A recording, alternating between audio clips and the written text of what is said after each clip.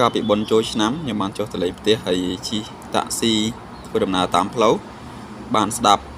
អ្នកបើកតាក់ស៊ីក៏ដូចជាបងប្អូនដែលគាត់ជិះជាមួយរួមដំណើរគ្នាហ្នឹងលោកអ៊ូរទាំរឿងតម្លៃកាហ្វេនៅខ្មែរយើងដែលជាគិតជាដុល្លារហើយនៅពេលដែលគិតជាដុល្លារទៅវាមានកតុយនៅពេលដែលយើងឲ្យប្រាក់រៀលទៅវាគិតដុល្លារកាត់ទឹកកាត់អីហ្នឹងទៅធ្វើគាត់មានអារម្មណ៍ថាគាត់ស្មុគស្មាញគាត់មានភាពរញ៉េរញ៉ៃណា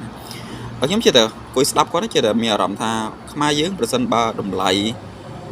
ទាំងអស់គិតជាប្រាក់រៀលខ្ញុំគិតថាល្អប្រសើរមែនទែនវាមិនមានភាពរញ៉េរញ៉ៃគិតជាដុល្លារយើងមានកតុយមានទឹកអញ្ចឹងបើសិនជាយើងដាក់មកឧទាហរណ៍ដូចជាកាហ្វេមួយកែវប្រហែល1000រៀល5000រៀលឬក៏7000រៀលឬក៏8000រៀលអីចឹងទៅអញ្ចឹងវាប្រសើរជាជាងគិតជាដុល្លារហើយមានកតុយមានទឹកមានអីវាប្រកបទៅជាភាពស្មុគស្មាញរញ៉េរញ៉ៃដែរបើមែនទែនទៅ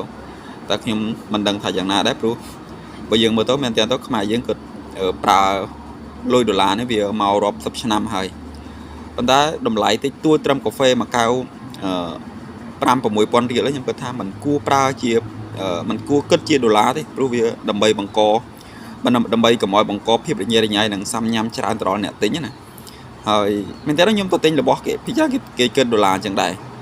ហើយខ្ញុំក៏មានអារម្មណ៍ថាឈឺក្បាលដែរនៅពេលដែលជួបអញ្ចឹងទៅ